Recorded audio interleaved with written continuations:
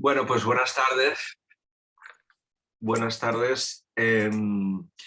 Muchas gracias, Guadalupe, por la invitación, también a la universidad, por permitirme hablar con vosotras y con vosotros de este asunto.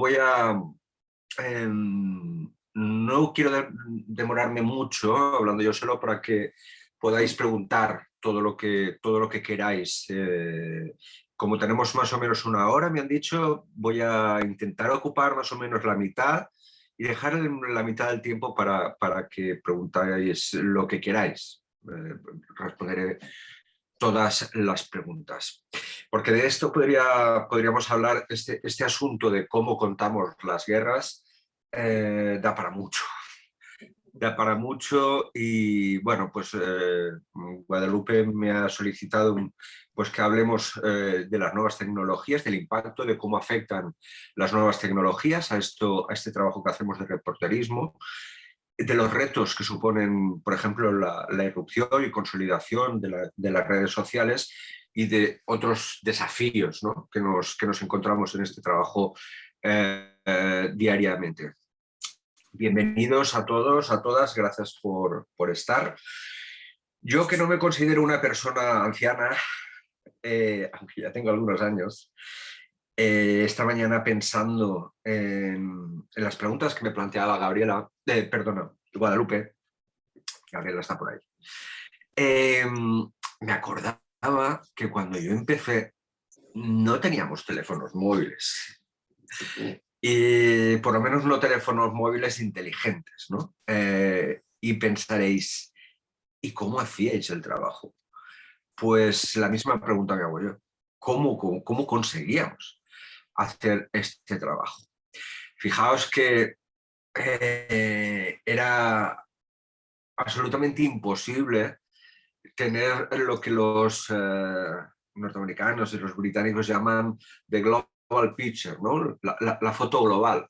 Nosotros solamente podíamos contar lo que estábamos viendo, escuchando y sintiendo en un lugar concreto de cada país. Esto evidentemente tenía muchas desventajas, ¿no? Pues porque, por ejemplo, estando en Bagdad durante la invasión norteamericana, pues no sabías lo que estaba pasando en el aeropuerto de Bagdad, de la misma ciudad, porque era imposible recorrer esos 20 kilómetros aproximadamente que hay desde el centro de la ciudad hasta el aeropuerto, ¿no? ¿Cómo lo solucionábamos? Pues muchas veces lo que hacíamos era llamar a la redacción de nuestros medios de comunicación, hablar con los compañeros de la sección internacional, con el jefe de la sección, con algún responsable, y que nos fueran contando pues, qué era lo que estaba pasando más allá del lugar concreto donde estábamos nosotros destacados, ¿no? Esto tenía muchos inconvenientes, pero también, si me apuráis, tenía algunas ventajas. ¿Por qué? Porque nosotros, al final, lo que hacíamos era una historia. Buscábamos una historia en el lugar donde estábamos y a partir de nuestro trabajo, pues elaborábamos, por ejemplo, esta noticia para la televisión, un texto escrito para la prensa o una pieza de radio, dependiendo del medio para los que trabajaba cada uno. Pero uno al día. Y diréis, uno al día, claro, es que ahora la cosa ha cambiado mucho, ¿no? Para nuestros predecesores la cosa era todavía mejor, entre comillas. El maestro Kapuczynski, que yo aprovecho cada charla que doy para recomendarlo a la gente que está estudiando, para mí fue el mejor reportero del siglo XX, sin lugar a dudas. Si os gusta este trabajo, os recomiendo todo lo que ha escrito muchísimo sobre prácticamente cualquier zona del mundo que os interese, ¿no? Desde Irán, África, Ébano, el Imperio, a América América Latina también, aunque en menor medida. Él era polaco y bueno, se movió mucho por el mundo. Kapuscinski enviaba los textos mecanografiados en autobuses, en líneas de transporte comercial. Fijaos, ¿no? Y después a través del telex, una cosa muy, muy extraña que había, que era como una especie de máquina de escribir, que tú escribías en un lado y recibían en el otro, ¿no? Claro, ahora, solo unos años después, porque esto ha sido mucho más, muy, muy rápido, pues claro, nosotros llevamos en el teléfono móvil una herramienta que nos da muchísimas posibilidades para trabajar. Desde para escribir, para tomar fotos, para hacer vídeo, para editar vídeo, para hacer entrevistas, para grabar entrevistas. Son las posibilidades infinitas. Hasta la linterna nos sirve, ¿no? En los conflictos. O sea, ahora no cabe en la cabeza ir a un conflicto sin un teléfono, ¿no? Pero a la vez, como todo tiene ventajas e inconvenientes, pues nosotros ahora estamos en Kiev, o en Jerusalén, o en Bagdad, o en Kabul, y ya no estamos persiguiendo una historia. A la vez que hacemos eso, estamos tuiteando cómo buscamos la historia, subiendo stories en Instagram sobre lo bonito que es Jerusalén, haciendo videitos cortos para cualquier otra red social. Y si me apuras, pues además de la noticia del día que tenemos que grabar y editar, pues tenemos que hacer conexiones en directo cada hora, porque ahora esto es así. Y si me apuras, algún podcast, ¿no? Si te sobra 5 minutos y puedes resistir sin comer y sin dormir, porque de esto se trata, ¿no? Claro, esto nos ha convertido en una especie de hombres orquesta y eso es un inconveniente. Pues porque al final se pierde calidad, inevitablemente. Cuando los trabajos periodísticos requiere un esfuerzo, requiere una atención, requiere un tiempo, requiere un mimo, un cariño, un cuidado, ¿no? El maestro Kapuscinski siempre decía que nuestro trabajo era ir a los sitios, era una vieja máxima que yo creo que permanece totalmente actual y por eso lo recomiendo, ir a los sitios, ver, escuchar, reflexionar y contar. No tenemos tiempo ni de mirar ni de reflexionar para contar. Estamos todo el rato produciendo, ¿no? Y esto deriva en una pérdida de calidad del trabajo periodístico. No necesariamente, pero sí tengo que decir que es una tendencia a que esto ocurra. Claro, por otra parte, pues bueno, nosotros sí conseguimos tener esa foto global que antes no podíamos tener.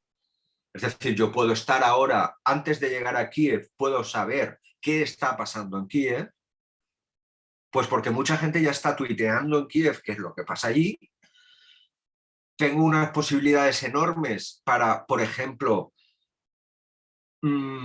intentar o tramitar una entrevista en Kiev, aunque no hable el idioma, porque para eso tengo el traductor de Google que me permite ponerme en contacto con el departamento de prensa del gobierno ucraniano, con el traductor de Google y por mail inmediatamente. Y es una herramienta que utilizamos cada día porque no podemos saber todos los idiomas del mundo y en Ucrania pues hablan ucraniano y es realmente complicado, como el ruso. Entonces, también, como decía, todo tiene sus ventajas y sus inconvenientes. Y a nosotros estas nuevas tecnologías, pues de igual forma que digo que redundan o nos convierten en una especie de hombres orquesta y esto afecta a la calidad de nuestro trabajo en general, también es verdad que estas nuevas tecnologías facilitan mucho nuestro trabajo.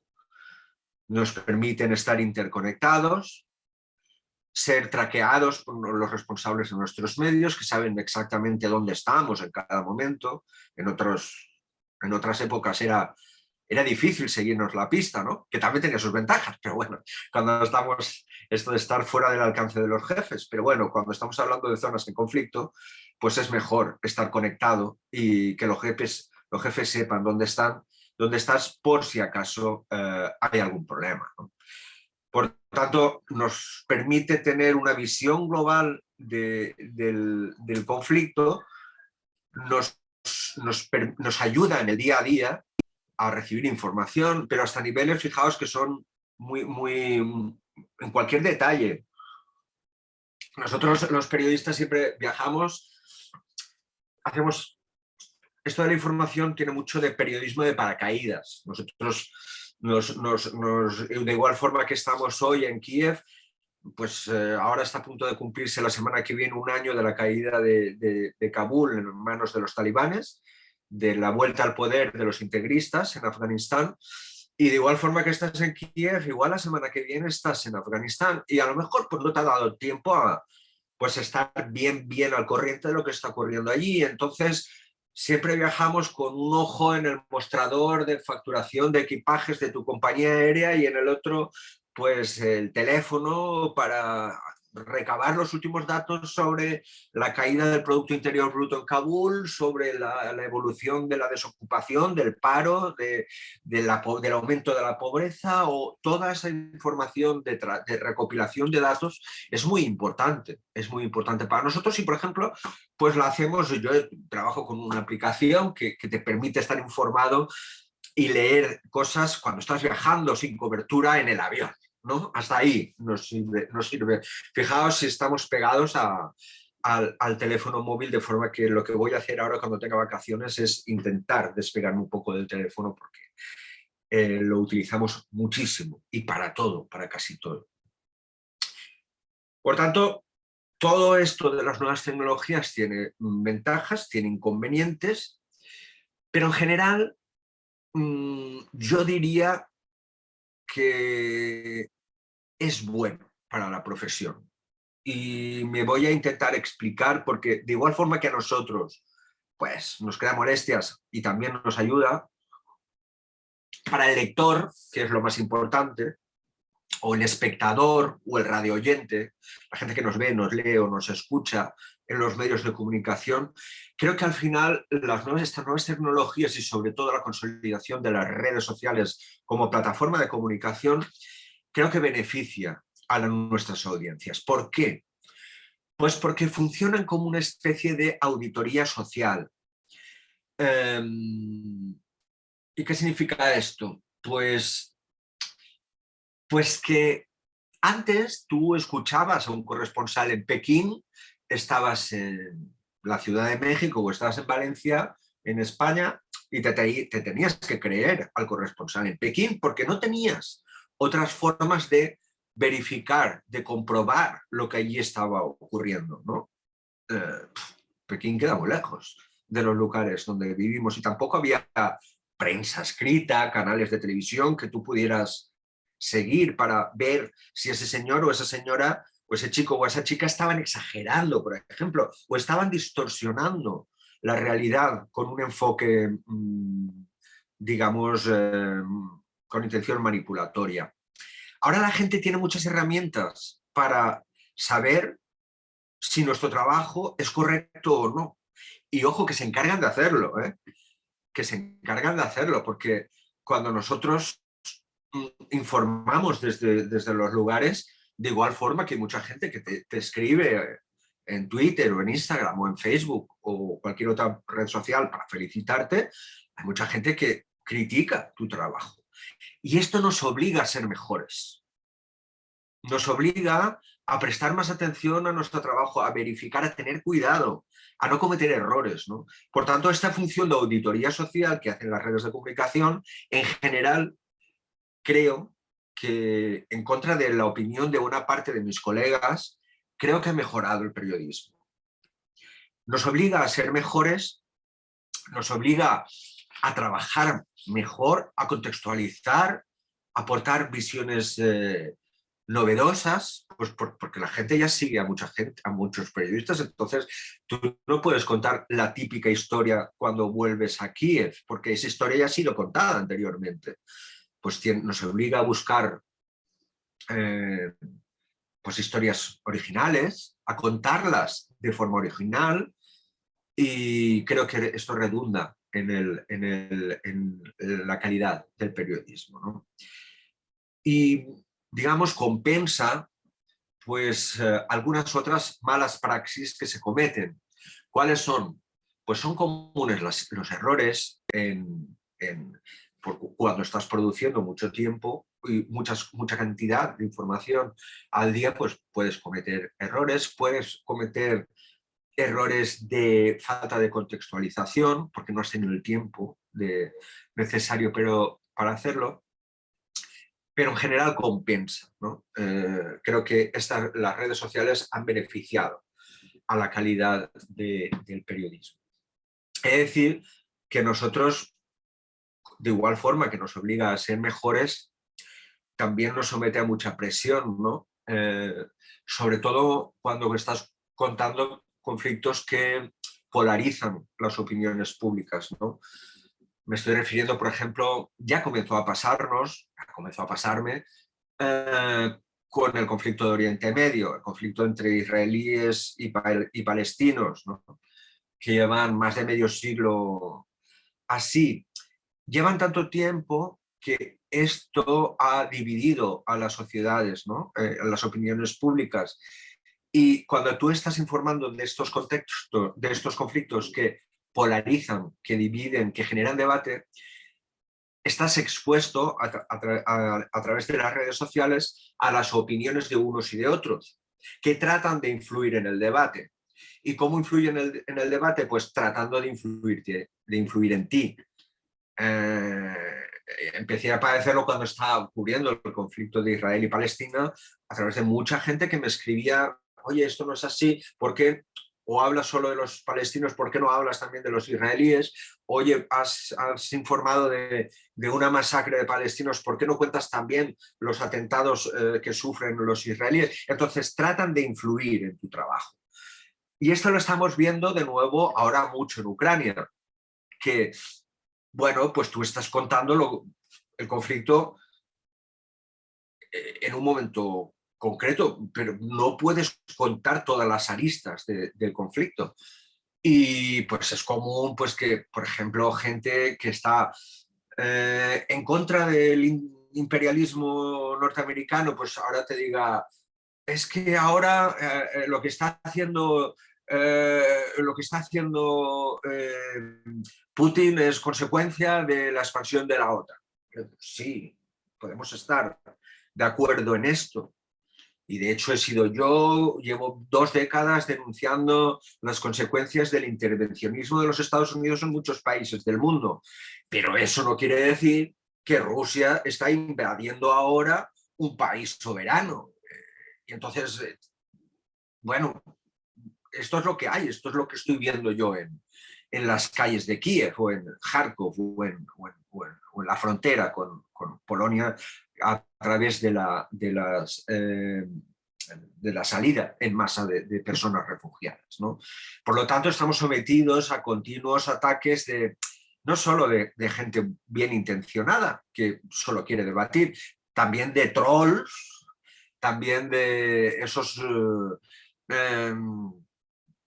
digamos, fanáticos de uno y otro bando que están todo el día de haters, ¿no? Que están todo el día intentando ahí como influir en el trabajo de un periodista. Y afortunadamente yo soy un periodista pequeño, ¿no? Pero a los periodistas más influyentes les ocurre todavía en mayor medida, ¿no?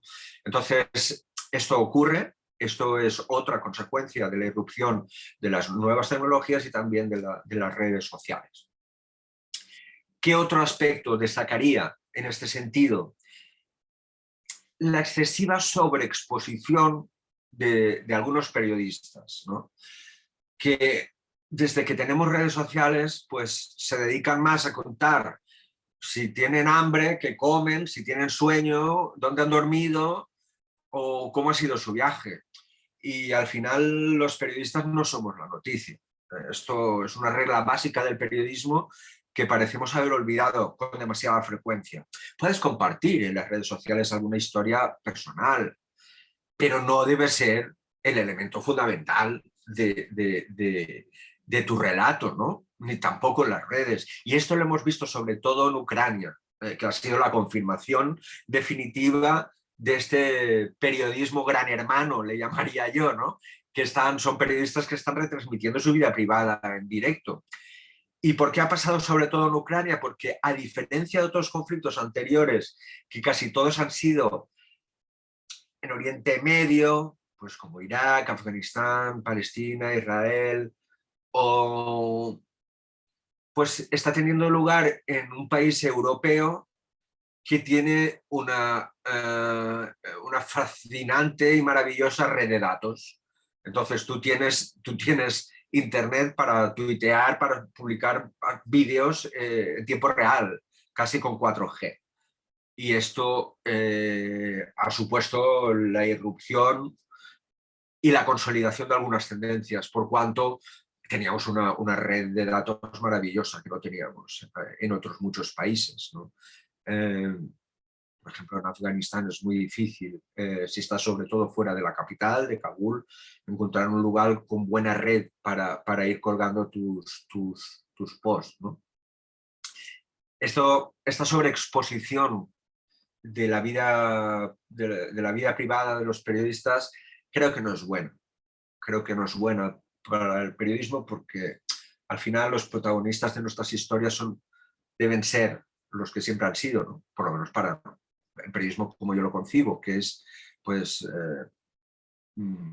la población civil, que es la que sufre las consecuencias de los conflictos y que al final nosotros llegamos, contamos las cosas y nos vamos y ellos son los que se quedan allá y siguen sufriendo las consecuencias de los conflictos durante generaciones. El tema da para mucho. Otra consecuencia de la irrupción de las nuevas tecnologías es la democratización en algún sentido del periodismo. Hasta hace solo 4 días, una cadena de televisión como la mía lo que hacía era, al enviarme a un conflicto, pues contratar un segmento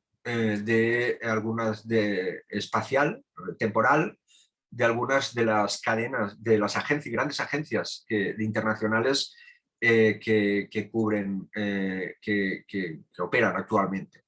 Por ejemplo, tú llegabas a Kiev o a Kabul o a Bagdad o a Palestina y lo que hacía tu cadena era contratar 10 minutos de tiempo por la mañana para el informativo de la matinal, 10 minutos a mediodía y 10 minutos a la noche, para que esta cadena, tú llegabas allí con tu micrófono y ellos te daban servicio satélite, entonces enviaban tu imagen y tu voz a través del espacio y llegaba a la televisión. Claro, eso era extraordinariamente caro.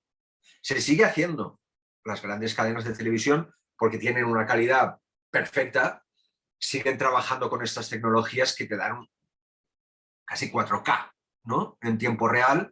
Pero claro, esto vale, ahora los precios están más o menos en unos 350 euros o unos $400 por 10 minutos.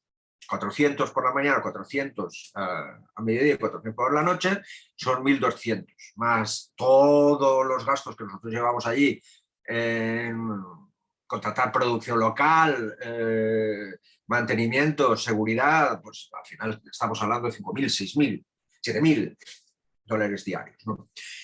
Que ahora con las nuevas tecnologías, claro, y sobre todo en países como Ucrania, pues tú te vas con tu teléfono y te conectas con tu televisión a través de Internet.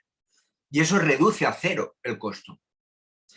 Por eso decía que ha democratizado, porque yo con mi telefonito y una aplicación cualquiera, estoy saliendo a la pantalla de mi cadena con una calidad muy aceptable. Una calidad muy aceptable. No es perfecta, por eso nosotros, por ejemplo, las últimas elecciones en los Estados Unidos, pues claro, con la White House detrás, pues si puedes contratar en un día un segmento de satélite, pues hazlo porque va a quedar más bonito, ¿no? Pero para contar el día a día de la guerra en Ucrania, pues tampoco pasa nada, porque la calidad tenga un poquito, pierde un poquito si es gratis, ¿no? Y además, con las ventajas que te da esto de movilidad, porque tú no tienes que ir a donde está el dispositivo de esta agencia, llámese Reuters, APTN o Al Jazeera o cualquier otra agencia internacional, sino que puedes ir tú a hacer la conexión en directo donde quieras. Y eso ofrece muchísimas ventajas. No tienes que estar como antes en la terraza de un hotel que solía hacerse, o ahora pues vas con tu telefonito y si hay una manifestación pues te haces tu conexión en directo, incluso en movimiento, con un fondo detrás que queda bien, y eso en la televisión queda muy bien.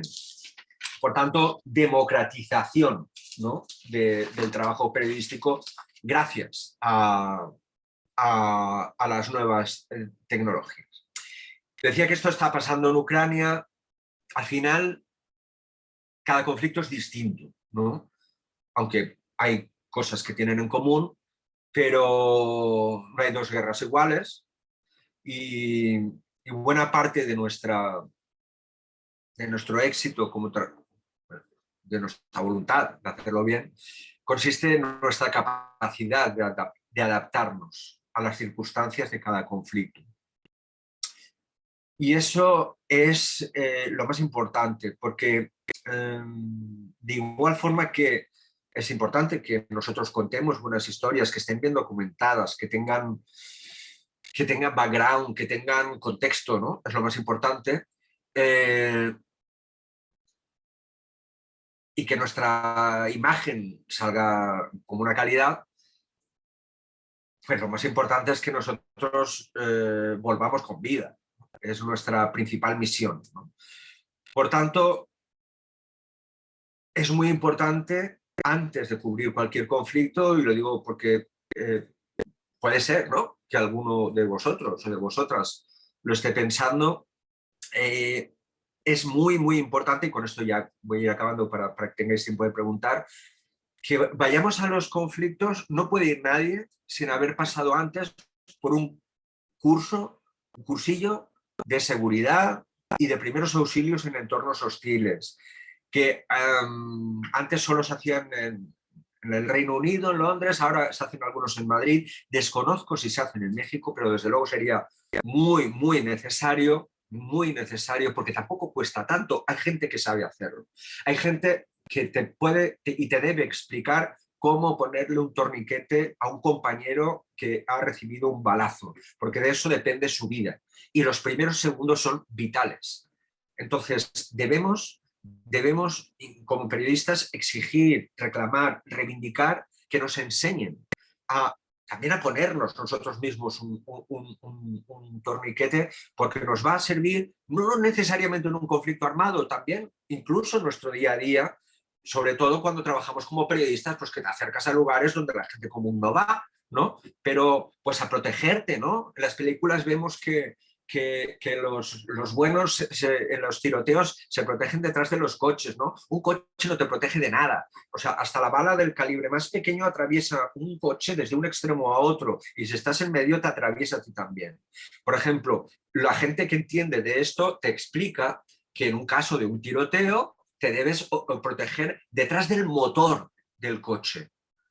La puerta no sirve de nada, ¿no? Tienes que protegerte detrás del motor, que es un bloque compacto de acero con sus cosas, ¿no?, con sus manivelas y sus piezas que llevan los motores, y eso sí te protege. Por tanto, muchos detalles que son imprescindibles para nuestro día a día. Y por descontado, nadie debe ir sin unas medidas de protección adecuadas, ¿no? Un casco antibalas y un chaleco antibalas. Además que sean de calidad, porque esto también caduca con el tiempo. Y sobre todo con una estabilidad, con unos medios de protección adecuados. Yo he visto en Kiev una periodista con un casco de bicicleta. Y eso no puede ser, porque la vida de esa chica depende de un casco que no vale tanto dinero. Al final, el curso, yo lo he hecho un curso actualizado hace 3 semanas, porque esto evoluciona constantemente y las medidas de primeros auxilios que habían hace unos años ahora ya no son las mismas. Ahora hay muchos más medios, ¿no?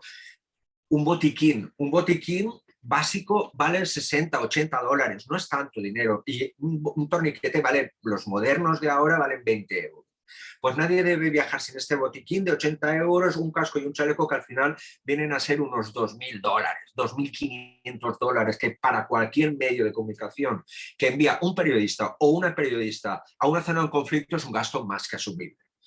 Por tanto, luego ya podemos hablar de en qué contextos utilizaremos cada una de las medidas de protección o no, pero este ya es decisión nuestra. Me explico. Por ejemplo, ahora mismo, tú vas esta semana a Kiev y no debe ir nadie sin un chaleco y un casco antibalas y un botiquín de trauma. Tú la semana que viene te envía tu jefe o tu jefa a Afganistán y es mejor que no te pongas el chaleco porque ahí el peligro más inmediato que hay ahora, el principal peligro en estos momentos, no es que te caiga una bomba, sino que te secuestren. Entonces, si te identificas como periodista con el chaleco, probablemente te van a secuestrar. Esto ya nosotros adaptaremos el uso del material a cada una de las circunstancias, pero debemos tener la posibilidad de utilizarlo si la cosa se complica. Porque como decía, y un poco ya lo dejo aquí para que podáis preguntarme, la principal misión de un periodista cuando va a un conflicto es regresar con vida. Muchas Quedo gracias, abierto Vincent. ahora. Súper interesante lo que nos cuentas y nuevo yo creo que para muchos de nosotros, ¿no? Que no sabíamos absolutamente nada de cómo cubrir en estas zonas de conflicto. Vamos a abrir la sesión de preguntas para poder platicar con Vincent. ¿Alguien tiene alguna duda que la quiera hacer por chat o en vivo? Levante la manita. En lo que te preguntan, Vincent, a mí me gustaría preguntarte, ¿cómo era la retroalimentación con la gente antes, que no había tanto celular ni internet, ¿no? Ahora ya un poquito lo has dicho, dijiste que la gente todo el tiempo está como, oye, ¿por qué no cubres esto? ¿Por qué no dices lo otro? Pero sobre, ¿con qué redes sociales más que nada? ¿O cuáles son los medios más comunes actualmente? Y antes, ¿cómo era la retroalimentación? ¿Era por teléfono? ¿Llamaban a la redacción o cómo era? No, sobre todo nos ha pasado mucho esto en Twitter, que es una red que, como ya sabéis, pues se presta mucho al debate. Y hay mucha gente muy desocupada, la verdad, ¿sabes? Entonces ocurre sobre todo en Twitter. También es común que haya llamadas telefónicas, pero esto ya a un nivel más alto. Esto a nivel, por ejemplo, de embajadores que han visto alguna noticia tuya y, bueno, pues quieren presionar al director del medio para que hagas una noticia también cubriendo su punto de vista, su conflicto. Esto me ha pasado con el embajador de Israel, que ha llamado al director de mi medio de, vale muy bien el trabajo de Vicente Montagut, pero por favor, ¿por qué no presta atención también a esto? Bueno, pues, un periodista decidirá, ¿no? Si lo considera o no, porque me estás presionando. Pero la presión fundamental ahora, diaria, cotidiana, es a través de las redes sociales y sobre todo a través de Twitter, ¿no? Yo hablaba ahora en Ucrania con muchos compañeros y les decía, no entréis al barro, ¿no? No tiene sentido estar en una trinchera ahora mismo en la región del Donbass y dedicando tu tiempo a contestar a una persona sin cara, sin nombre, que se le ha ocurrido escribirte una sandez, ¿no? Que sin ningún fundamento, ¿no? Yo intento cuidar mis redes, eh, intento responder a la gente que te plantea dudas, sugerencias, comentarios con respeto, incluso aunque discrepe de ellos, que desde luego esto últimamente las redes sociales se han convertido en un lodazal, donde cualquiera puede decir lo que quiera y sin el mínimo respeto por un periodista que al final, pues oye, está arriesgando la vida para que usted esté informado, ¿no? Así que, por favor, pues hable con un poquito de respeto. Usted puede estar en desacuerdo con mi visión. Oiga, todos sabemos que no existe la objetividad total en el periodismo, ¿no? Y todos tenemos nuestro punto de vista. que es resultado de nuestra forma de ver la vida, ¿no? Pero con un poco de respeto todo, porque si no, no vamos a ninguna parte. Muy bien, gracias. Tenemos una pregunta de Guillermo. Ah, Hola, ¿qué tal, Vicente? Hola, buenos días, tardes. Gusto en saludarte. Me encuentro ahora acá en un lugar paradisíaco que es las costas de Oaxaca, en unos días ah, vacacionales, y esto me da la oportunidad de estarte escuchando con más interés. Pero muchísimas gracias, Vicente. Quiero preguntar algo sobre esta región de América Latina. Si te ha tocado cubrir, y cuáles serían las zonas de México que serían más difíciles para cubrir en este momento, y qué medidas tomarías para ir a estos lugares. Por ejemplo, pues la famosa cobertura ahí en Tamaulipas, ¿no? En esta zona, o irías a Guerrero, o irías a la frontera, Tapachula, etcétera. Me imagino que has ido a muchos de estos lugares. ¿Y cómo ves a México y esta zona de América Latina en este momento? mm. Bueno, encantado de saludarte, Guillermo. Desde luego, si estás en Puerto Escondido o cerca, es uno de los lugares más bellos del mundo, ¿no? Sí, Pues fíjate que mi hermano vive en México desde hace 15 años o 16. Yo he ido sí. prácticamente todos los años a verlo con alguna excusa, porque me encanta vuestro país y me gusta mucho ir, pero no he trabajado tanto en allá. De hecho, hacer como coberturas en México no he hecho. Sí que conozco la realidad del país por contacto directo con compañeros mexicanos que trabajan sobre el terreno. Ahora, por ejemplo, he trabajado durante 5 años con Yair Cabrera, que es un enorme fotógrafo mexicano con el que he tenido la suerte de trabajar durante estos años. He trabajado con él ahora en Ucrania. Y por la información que tengo, sería necesario que los periodistas que trabajan en determinados estados del país aplicaran algunas de las recomendaciones que he comentado para conflictos armados, por cuanto pues no es extraño que te puedas encontrar con un tiroteo, ¿no? Aunque no seas el objetivo, ¿no? O que te secuestren. A Yair, a mi compañero mexicano, ahora él está de fotógrafo para la jornada. A él tuvo un problema con el narco, lo secuestraron durante unas horas y, por ejemplo, le comentaba el otro día, digo, mira, fíjate, en este cursillo pues ha venido un psicólogo que trabaja para un grupo de operaciones especiales del ejército y nos daba algunos consejos sobre cómo comportarte en un secuestro, ¿no? Si eres víctima de un secuestro.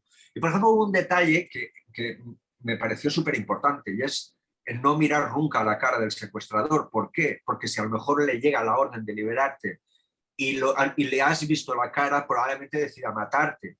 En cambio, si no le has mirado, pues igual decide que no es necesario, ¿no? Pues fíjate, esto nos lo tienen que enseñar. Debemos saberlo, ¿no? Porque nos puede ocurrir. Y yo no había reparado en esto, porque tampoco vas pensando que te van a secuestrar, ¿no? Pero sí sería necesario que utilizáramos algunas de las experiencias que ha obtenido la gente y que sistematiza en estos cursos de formación. Se podría aplicar también, sería recomendable utilizar también chalecos antibalas. En México no se utilizan mayoritariamente, por lo que veo, entre los compañeros periodistas, ¿no? Y luego, ¿a dónde podrías ir? Pues esto, como en México, como en todos lugares, básicamente depende de tus contactos. O sea, tú llegas hasta donde llegan tus contactos, porque al final es una cuestión de confianza en una persona. Yo, con la gente que conozco en Kabul, voy donde me digan, porque pongo la mano en el fuego por ellos, porque sé que no me van a vender. Y si me dicen, no se puede ir a este lugar, ni me planteo llevarle la contraria. Si me dan acceso, por peligroso que me parezca, ellos saben más que yo cómo funciona la cosa. Entonces, para determinados estados de México, pues hasta donde me lleguen los contactos, que eso se trabaja. Al final es como todo, cuanto más contactos tengas, te irá mejor. Y luego, pues, el sentido común, pero el sentido común es algo muy relativo. Me gusta decir que nacemos sin sentido común y al final esto que llamamos sentido común es el resultado de nuestra experiencia, nuestros conocimientos y nuestro aprendizaje, que te da las claves de cómo comportarte después, sobre todo en un conflicto, que es más complicado. Muchas gracias. A ti. Gracias, Vicente. ¿Alguien más quisiera preguntar a Vicente algo? Puede ser por chat o en vivo. Levanten la manita o ya abren el micrófono si gustan. Dicen otra cosa. Yo doy clases, Guillermo, también a varios chicos que estudian periodismo. Y ante la situación actual de conflictos mundial, ¿no? Muchos preguntan, dudan si deberían dedicarse a este tipo de trabajo, ¿no? Entonces, ¿cuál sería como tu mensaje, digamos, estudiantes? Entiendo aquí que tenemos algunos de la Universidad de la Comunicación, otros de la UNAM. ¿Cuál sería el mensaje real, sincero para los chicos que pues, están animados y quieren dedicar a ese tipo de cosas, quieren hacer denuncia? Pues yo les animo a que lo hagan. Este es un oficio maravilloso. Y que no hagan caso a los agoreros del apocalipsis, ¿no? Que llevan toda la vida diciendo que no, esta es una profesión sin futuro. Cuando yo empecé ya decían esto, no sé, a todos nos ha pasado, nos han desanimado, que lo tenéis muy mal, que no vais a encontrar trabajo, que es un trabajo mal pagado, mal remunerado. Bueno, sí, no vas a hacerte rico. Si quieres hacerte rico, te has equivocado de profesión, ¿no? Sin lugar a dudas. De abogado o arquitecto, empresario, pero periodista no. Pero en cambio es un trabajo maravilloso. Pero decís, muchas veces me preguntan, oye, Vicente, ¿por qué te pones en estos líos? ¿No? Pues, mira, al final la historia se puede leer en los libros unos años después o se puede vivir en tiempo real. Y poder estar en los lugares donde se producen acontecimientos que cambian el mundo, pues es un trabajo maravilloso, ¿no? Y estar viviéndolo en primera persona y experimentándolo, ¿no? Eso te da una formación y un crecimiento, te permite un crecimiento personal increíble, ¿no? Y luego consejos particulares, pues yo doy clases también en un par de maestrías aquí en la universidad. Pues yo les suelo decir, ¿no? Leed como si os fuera la vida en ello, porque os va la vida en ello, la vida periodística, ¿no? Cuanto más leas, mejor vas a saber escribir, mejor vas a saber comunicar, mejores van a ser tu trabajo periodístico, ¿no? Y en este tiempo de Google y Wikipedia, no es lo mismo poner una cita del Quijote porque la has pillado en internet que haberte leído el Quijote y recordar la cita exacta que le va a lo que estás contando, ¿no? Es fundamental que leamos, es fundamental que nos formemos, porque al final mucho mejor será nuestro trabajo. Muy bien, tenemos un comentario de Miguel Acosta. Dice, muy buena conversación. Coincido en la necesidad de compartir a estudiantes y profesionistas en México los conocimientos básicos para cubrir conflictos armados. Y sí, hay que seguir alentando a los jóvenes a seguir su vocación. Enhorabuena. Muy bien. Sí, sí. Sí, yo no sé si habría, a través de alguna asociación de periodistas, no sé, sería como conveniente que en México se trabajara este asunto a un nivel un poco serio, ¿no? Aquí estamos muy por detrás de otros lugares, ¿no? Por ejemplo, yo tengo compañeros españoles que están trabajando para New York Times o para Bloomberg y ellos van pues con muchos más medios que nosotros, ¿no? Ellos van por supuesto, todos han hecho un cursillo de seguridad, por supuesto, todos llevan material de protección, incluso viajan muchas veces, casi siempre, con una persona que vela por su seguridad y muchas veces en coches blindados. nosotros vamos en taxi, ¿no? Cogemos un taxi, mira, me lleva a la guerra, ¿no? Al final hay que ser consciente de los medios que tienes y de quién y los medios que tiene el medio para que te trabajas. No puedo pedirle a mi televisión que me pague como la CNN, porque no es la CNN. Pero sí, como decía, estas cuestiones tan básicas de seguridad no son más de 2.000 euros, ¿no? Y esto es un gasto completamente asumible. Y no cuesta tanto. Estoy convencido que en México hay un montón de gente que sabe, que tiene la experiencia suficiente para enseñar cuestiones básicas de seguridad a los chicos y a las chicas que quieren ir a una zona en conflicto. Hablo de gente sanitarios, de los grupos de operaciones especiales del ejército, incluso de la armada, de la policía. En fin, hay gente que sabe, solamente hay que organizarlo y darle visibilidad para que no vaya nadie a un conflicto en situación de demasiado riesgo, ¿no? Que ya es suficientemente peligroso como para hacerlo más peligroso. Y luego nosotros ser conscientes, ¿no? Pues oye, si no tienes los medios de la CNN, no hace falta que vayas a primera línea de frente como la CNN, ¿no? Igual si estás un poquito más alejadito, pues vas a hacer tu trabajo y vas a regresar con vida, ¿no? Es de lo que se trata. Muy bien, dice Guillermo, tenemos muy pocas asociaciones de periodistas, gracias, estuvo excelente. Pues antes de irte quisiera preguntarte lo que a lo mejor muchos queremos saber, tu opinión sobre la cobertura en Ucrania actualmente, ¿no? Me dices un poquito la vez pasada que platicábamos por WhatsApp, ¿cuál es tu opinión? Si es muy mediática, ¿cómo es esto, lo que sabes sobre la cobertura? Yo estoy bastante decepcionado con la cobertura periodística de Ucrania.